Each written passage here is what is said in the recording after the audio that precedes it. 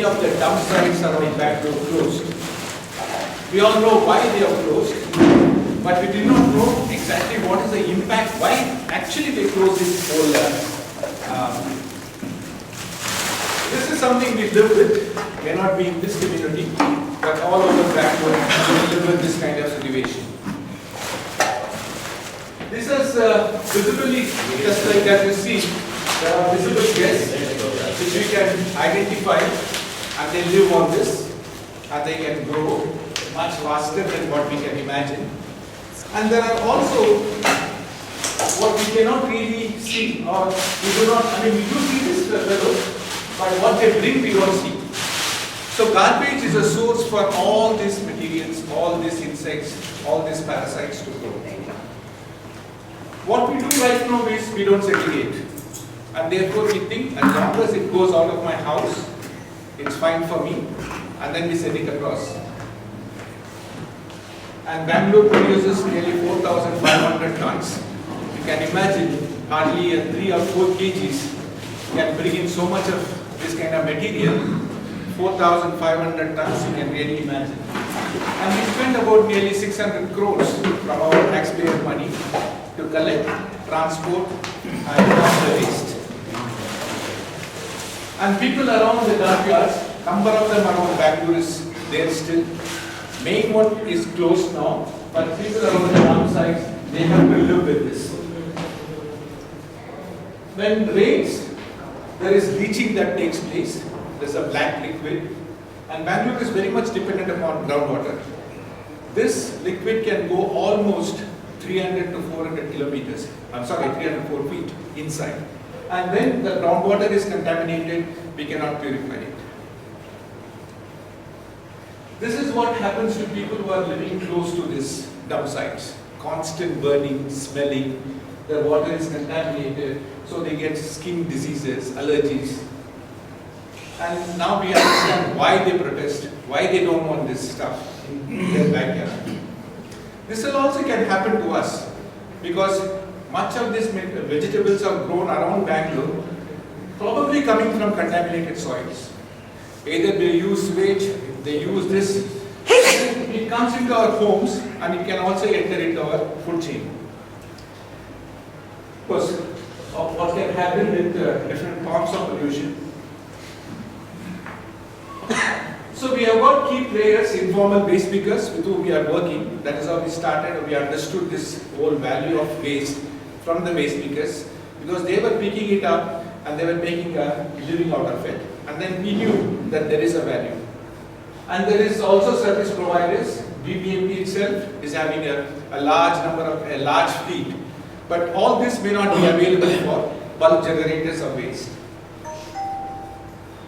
So what we want to do is to really reverse this. As you can see, only this much can go for composting. Rest of it all can go for, because there is already 20,000 people in Bangalore who depend upon this. Whole lot of recycling industries, and they want clean material. They want dry material. So what you have to really handle is this much in a home, in your house. Right now we put everything together and then we dispose it. These black bags are not, they are the culprits. We don't know what is inside that. And then we just put it inside and throw it out. And this should be really banned, or this should not be really, at least at the household level, it should not happen. All these are part of what you're seeing. There are also different types of waste coming from houses, communities. And I mean, you already got your 3 bin, 2 bin and 1 bag. A lot of information is given. In course of time, you'll also pick up. You can also develop the posters to educate the people in your own community. So each category of waste has to be going in the right place. For convenience, we have put together about 6 categories. Construction debris is not something we will touch. Green waste or biodegradable waste, that could be composted. Then we have got cardboard and all those things that comes over there. Sanitary waste, we have to really handle properly. Otherwise, somebody will touch it and the infection can go to the leg. And this is what is happening. You have your rejects, what you saw, tobacco, leather, slippers, even mattresses, pillows, cloth, bed sheets. All this goes as rejects. They have no use at this point in time. Just a question. Yeah. Broken glass is part of number 2 there. Broken glass can come into dry waste. It can be recycled, both bottles as well as. So this, for example, injection needles, Sanitary. What about the empty bottles? Yes, all goes into sanitary waste. Anything to do with medical thing, it goes into. So this is something we can really compost. At home level, at a community level, we can ensure that whatever value associated with it can be brought back. We have got a number of equipments, people available who provide you with all these kind of things for home composting as well as you can go into daily dump. They will give you a complete wherewithal about how to do your home composting. This is something constantly comes around. We've shown some pieces of this, but this is something we'll have to really take care of. What happens to those injections? Are they incinerated? Yes. If it goes in the right channel, it gets incinerated, otherwise it goes to the upsides. This is something you don't require a big thing. In fact, that 2 bin and 1 bag is a very good equipment that can be used to store this. You can store it in a cardboard box. You can. At the end of a week, you might get about 1 kg or 1.5 kgs. It's voluminous, but it can be stored at home. Nothing happens or nothing. It will not attract any other rodents or anything like that. This is something again we use in large quantities now. CFLs and tube lights nobody takes nowadays, even if it is because the whole cleaning process, removal of mercury, the technology has not really developed to that extent. So each tube light today costs around 18 rupees to clean up the tube light as such, apart from the transportation. So wires, all these kind of things needs to go into the right channel to the right agencies. This is also we use a lot. So this is something as it is. It is a part of our life. It's our responsibility to again ensure it goes into its right channel. Garden waste I was talking about. You must be having a lot of it here and then. So the hazardous waste, where does it go? It will, it can right now, you can keep it as a separate one along with the electronic, but we will remove it only once in a month. Okay. When the rejects it can also combine. What do you do with the CFLs? Only 2 agencies right now are, treat it and ensure that it is properly disposed. One is Parisara. They remove the mercury, break the glasses. Glasses is sent for recycling purposes, and the mercury filter is again reused in terms of after cleaning it up. So they got a whole process associated with that. The CFL, do they have mercury?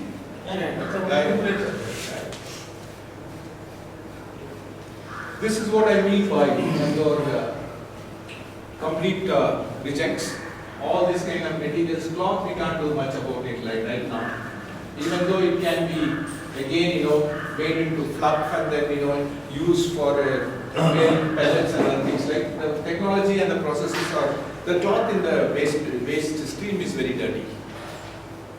I thought the old cloths of banyan material are used in paper manufacturing. We can use it, you can, but again cleaning. Cleaning is very important. When pulping process, you cannot have any dust. So if the cloth that is coming from, normally in recycling of paper, the tailor cuttings or manufactured cloth waste is used. Yes. Not this particular waste. Because you would have actually dirtied it through in your house and then you will dump it. I know, but they are still using the pulping is used with our acids and stuff like that with the pulp. So all your dirt and everything gets to come out because paper industry uses 30% as what they call yeah, but they use a clean one. Otherwise, they get a lot of bulk, what do you say, like a bulb-like situation. When you are doing the calendaring and other processes, you will have that small bulbs. So the texture of the paper gets spoiled when you use dirty. That's why they use only clean tailor cuttings or from the cloth manufacturing process. Yeah, the waste that they will use, not this. I had a question on the wet waste. The non-vegetarian stuff also gets Yeah. stuck, but things like fish and all, it really smells. Yes. You just keep it, it really It has to odorless. yeah, it has to go into wet waste. There is no But other. it's used for, yeah, Yeah, it can be reused.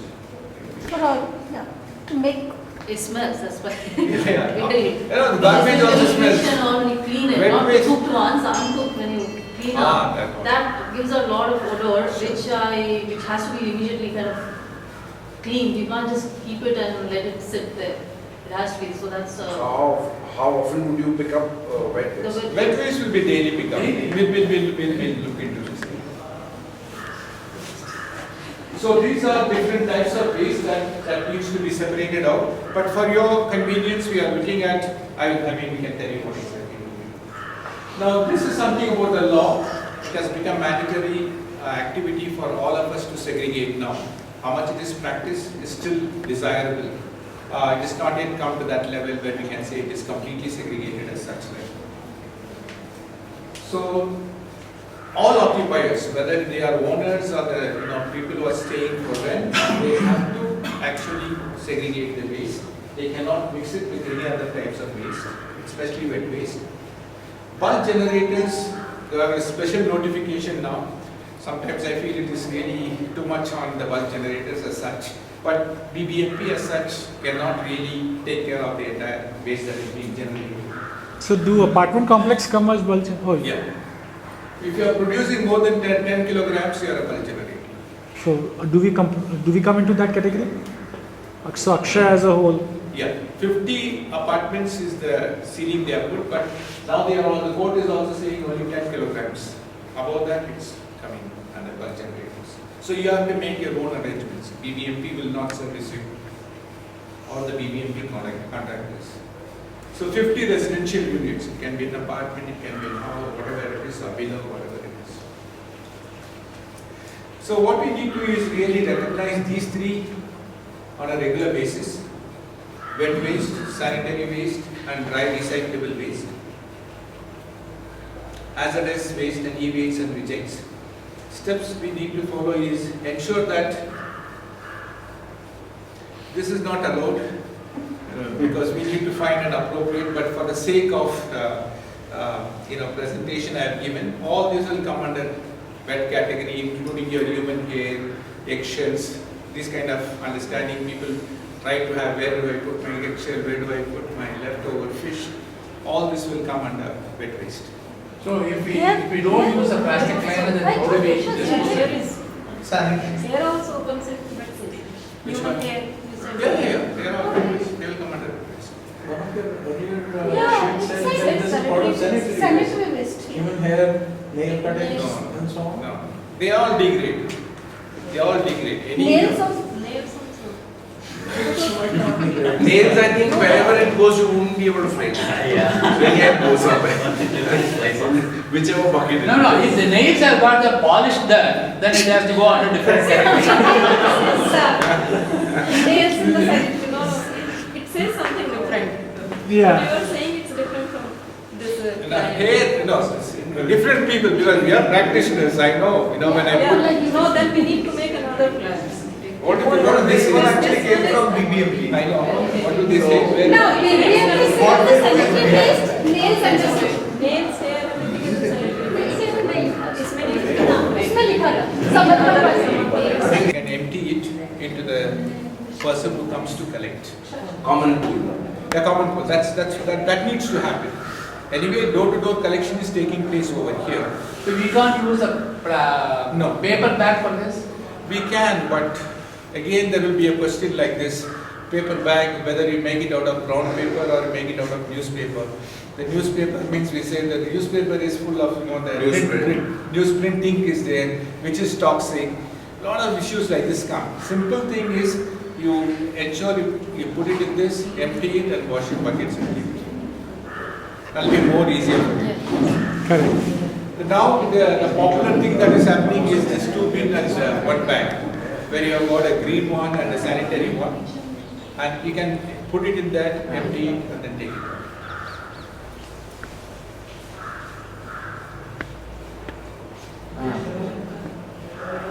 Again, bags are not allowed anymore. But sanitary material, ideally you put it in a bag, a red bag. There is also bags like this available. But all this will work out to your cost. You can get the bags and pick up. But there are simpler disposable bags, right? This is a cheaper one because eventually all will go for incineration. It's a very cheaper one, you can get it, and then the reason is that the person who handles will recognize this is an infectious waste and therefore need not to touch it. So the sanitary waste also cannot be put in the plastic bag. That can be put. That can be put. But put a red cover or something like that. Okay. Not the black one. Not the black one. Because then somebody will open it and see what is in that. And someday, somewhere down the line. But the moment you say red, people recognize. And these other things, should it be covered in a newspaper and put separately inside the bag? Should it be separately wrapped up in the paper? I leave it to you. It all depends upon each person's sensitivity, each Like, person's especially I responsibility. think diapers We and can, on sanitary. a general basis, we say put it in a red cover and then give it. But if you are very sensitive, take as much precaution as possible. Yeah, I have. We can get that organized. I would like to ask you regarding those tablet sachets which are there. Yeah. Okay. I'm just giving an understanding. There are a lot of gums that you get now in the same format. In Orbit gums you get in the same format. So why is that toxic? Is what I'd like to understand. Right now it is going under medical waste, and then it goes for. It is foil. Foil, if I use house foil, I think that is aluminum foil material which is used out there. Correct. So the house foil that I would use to wrap a chapati or something like that, which tin will it go in? Dry waste. Why will this go under sanitary waste? Sometimes it will not be like this. It will be also tablets will be there. It's not completely. See, either you can say that the foil which contains the tablets goes to sanitary waste. The one without the tablets can go to We're trying to be, today we are asking a lot of questions because we want to start off on a correct note. Sure. It shouldn't be that today I have another mental understanding and tomorrow. No, for us, when it goes into the red bin, we know it goes for incineration. So we don't open, we don't do anything with that. Now, what he is asking is that if I am removing all the tablets, only what is left out is a foil. Should it go in sanitary waste or to go in dry waste? I think you learn a lot today. 99% is a used one which you have removed all the tablets and used it up. So where would I throw this? Whether throw it in sanitary or throw it in? Right now it goes there. But goes into sanitary. See, he's saying as a general rule, whether the tablet thing is used or not, put it in the So you are not able to use that empty one also? Okay. He is not able to recycle it. Empty say can be recycled. That's aluminum foil. Yeah, but they may not be doing it right now. The problem with the laminates I showed you, all these kurkure packets and other things like lace packet and all those things, they are all aluminium, they are all recyclable material. Because the layer is so thin, it's difficult to separate it out. The same thing for the medical thing. Okay. So we will consider medical tablets to go under Sanitary. Not only tablets, Laminates, the fabrics, whatever, all this shown plus whatever comes in, you will recognize this thing. no, again the same logic goes that there is, for example, if I have a cough syrup, if I empty the bottle and clean it, then it can go on and recycle it, right? With glass. bottle should clean and recycle. Should clean and recycle. Actually, if you can do that with the milk cover, it will be a great help. Right, yes. Because it smells. Wash it If you and don't, dry. yeah, wash it and dry means you just ensure because wash it and this, reverse it. reverse it, and then all the water gets drained out. It can be used properly. Because that attracts a lot of pests, a lot of smell. Best thing is rinse it and put it in your milk. That way you are washing and recycling. So on a dry recyclables, there are plenty of them available, and we have also shown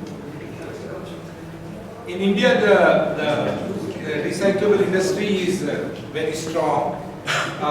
Therefore, we can still, there is a lot of labor. Still we can recycle, still we can conserve a lot of material. Now your, the rubber, this one, glue, that can go into this category. Hazardous waste. Yeah, it's an hazardous waste. So this is another bin, is it? This?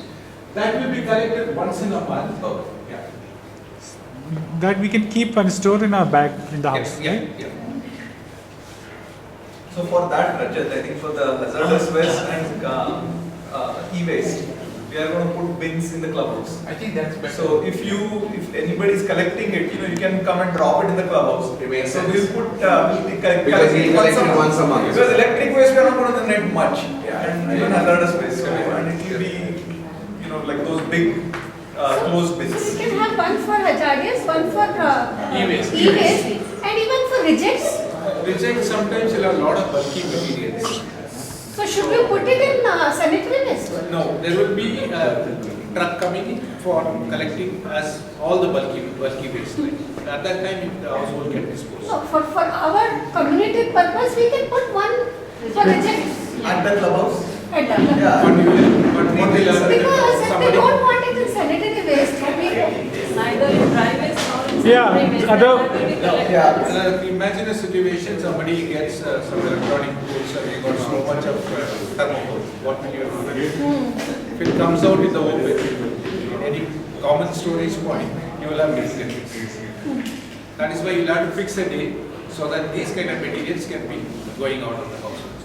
But so in the house also, then what is the recommendation that you keep all your rejects separately somewhere? Dry waste also, it will be collected on a daily basis. Correct. Therefore, they should, alternative days or once in a week it will be collected. Like Dry that for waste. everyone. Twice a week. He said twice a week, Wednesday and Saturday. See, the problem is going to be that, if you don't give us clear instructions, or if we don't give clear instructions, then people will mix. So if there is no clear instructions about how to handle the rejects, it will go into the dry waste only. We'll give you No, a chart. I Yeah. think the reject and the sanitary will combine also. The Yeah. sanitary waste will go out every day. Yeah. You Yeah, cannot keep it. right. But the receipts can be kept for a month and disposed of. What is the receipts? Styrofoam, Like the cookies, Cloth. Your mom. Again, I think we can probably make sense for us to have one bin at the clubhouse for rejects also. And no, then he said that we can potentially get a bulk items. Like someone who will have a bunch of cardboard, right? If you How's the relocation, right? You'll have a lot of There's a stuff. lot of material coming out. What will look at it? Be nice and So how often you handle this? Let's say if someone shifted in or you get some electronic things, today our workforce kind of takes all that, the cardboard and which is kind of sold, I guess. Yeah, cardboard and all they will take, but thermocol what will they do? It kind of goes out, so. But they segregated and dumped in their own segregation. So that's what I was saying. So we'll have to really, we'll have to see what happens to your waste in course of that. What happens to your waste and how much, what we can actually reduce or what we can really quantify. Because eventually, in course of time, we may have to quantify and show that how much waste, how much wet waste, dry waste, who's the vendor, everything will come in. So at that time, we can always say like, okay, this much of rejects. so the paint bucket and all, will it go in hazardous? Paint bucket paint, yes. Yes. will be in hazardous. so I think from No, because our he said community, that I from our- won't touch construction debris, that's why. Paint, that's So from our community perspective, what we have decided, what we decided was, wet waste on a daily basis.